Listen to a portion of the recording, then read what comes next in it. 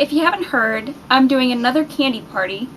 It's been quite some time since I did my last one, so this one is going to be a lot of the same things that I've done in my previous parties, but I'm going to tell you about this party, the things that I want to do in the future, and what the Houston Candy Project is. So, this candy party is called Candy Mania. It's going to be at Herman Park on September 29th.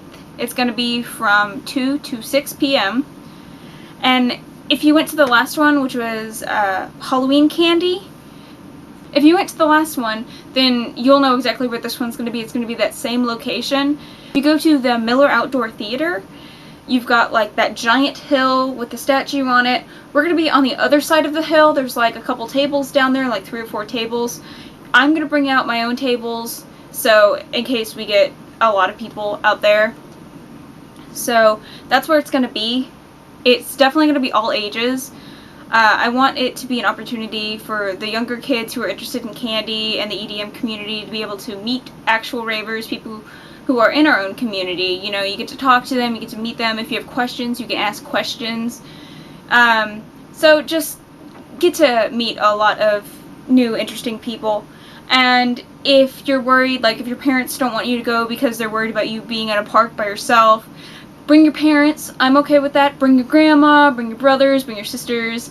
I'm okay with that. Yeah, anybody's welcome to come. Even if you don't make candy, if you're interested in learning how to make it, I'll help you. I'll teach you anything that you want to know. Especially, I had someone who asked me, they have a candy mask that they were having issues with, and they were having time struggling through the tutorial. So I said, just bring it and I'll help you finish that. Or if you guys have questions, bring those and I'll help you answer those too. Things that you should bring with you: good vibes, candy supplies, obviously, your scissors. A lot of people have forgotten scissors in the past, so that's something I put off by itself. Weather appropriate clothing. Now, I do encourage people to come out dressed up in like whatever their rave gear is, except for weather appropriate, saying that if it's going to be too cool or if it's going to be too hot, you know, think about that. But also, this is a public park. It is a family place, so you've got little kids and stuff, so please don't run around in like your bra and underwear and stuff. Just keep it kind of casual, you know. Like, I'm gonna go in fat pants and a t-shirt, something kind of like simple like that. But at least, again, not exactly a rave, but you can dress up for fun. Chairs and blankets, because the chairs do have benches on them, but last time we ran out of tables, so people brought out blankets and people were like sitting on blankets making candy together. Some people brought out like the folding chairs. Those are good too. Especially if we go over the tables again, I'm bringing out 2 tables myself, so if you have a chair, then you'll be good with the table. Food, drinks, and water. So if you think that you're going to get hungry or thirsty or something, bring that out there. I'm going to try to bring something. I can't guarantee it because I don't know what my financial situation is going to be like, so I can't really supply things to you guys. But, you know, if I do bring things out, then I will share with you, but that would be something to think about. Also, sunscreen and bug spray. I'm a ginger. I get burned so easily, so I'm going to bring sunscreen and bug spray. You guys might want to bring your own or put it on before you leave your house. Also, like frisbees, hula hoops, your poi, anything that you want to play with outside to have fun with. I know a lot of people are interested in hooping now. I'm going to bring out maybe like 3 hula hoops that I have. You know, if anybody else wants to bring out their hoops to share, maybe we can teach each other how to do tricks and stuff. So that's something else that you can bring out. Anything that you guys want to like share with each other and teach other people. You know, maybe someone's really, really, really good at like gloving or something and you want to bring out your gloves to teach someone how to do that. You know, I'm okay with that. I think that's really cool, and I think, you know, getting that interaction would be great. Things that you should not bring. Bad vibes, weapons, drugs, drama. And I did say poi before, but please don't bring fire poi. We don't want to catch the park on fire, get in super trouble for that. A lot of people were asking if they could bring out their DJ equipment and DJ. You know, I appreciate that. I think that's great. But I can't do it at this location because, number one, there's no electrical outlets, and number two, it is a public park, and I'm pretty sure that they don't want us to bring out sound equipment and make a lot of noise and crap, and I don't want anybody to get tickets or anything, so please don't bring that out. Now, that kind of goes on to what I want to talk about next, which is the Houston Kandi Project. So there are 3 things that are sponsoring this event. There's me, Ginger Kandi.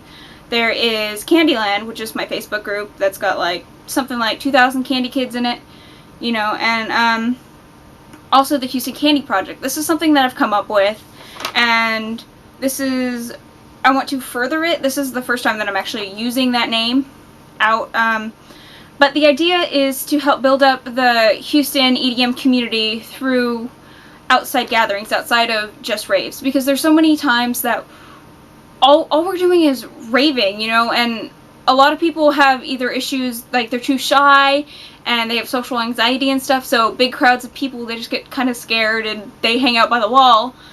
So I just thought a Kandi party, something small like this, would be a good way for people to meet each other, talk to each other, so when they do go to those raves, they do know people, you know, and they don't have to be intimidated or scared.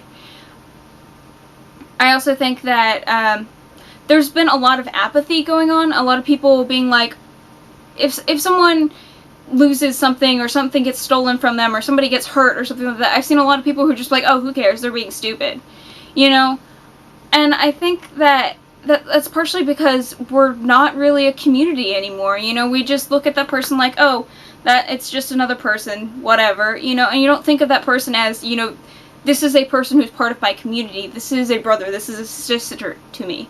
You know, and I think that we can build it up if we start interacting more, if we talk to each other, if we start taking care of each other and start like caring about each other. The whole reason that I did the Houston Kandi Project and we used candy is because of the symbolism in candy. Candy symbolizes friendship and creating new bonds, and that is the whole idea of the Houston Kandi Project. Building up our community, making friends, you know, starting to care about what our scene is like. What I want to do with the Houston Kandi Project is always have free events.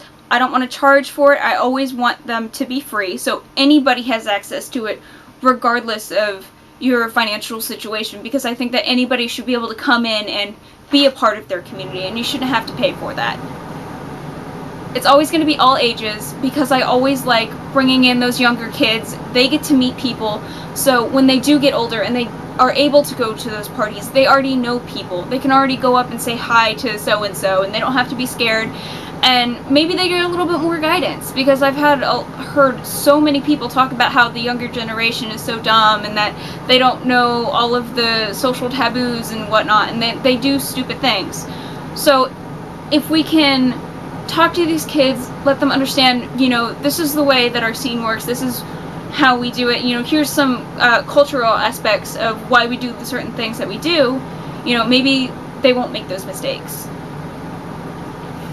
I always am going to do them during the day, also, most likely on a Sunday, because number one, I don't want them to compete with a party, because it's not a rave, you know, it is a community event. So I wanted to do them during the day, so anybody's available to go to them.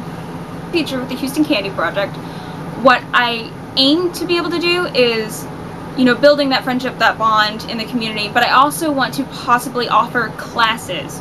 So let's say that you want to learn how to do gloving. I'll bring in someone who's really, really good at gloving, and then we can have like maybe a 30-minute, hour-long class where they just teach you basics or how to get started. Or if you want to be a DJ, I'll bring in a DJ and they'll talk to you about how they got started, you know, what's a good program to maybe start with, or what do you want to learn, and give you advice about stuff like that, you know, just teach you maybe a little bit of like music theory and stuff like that.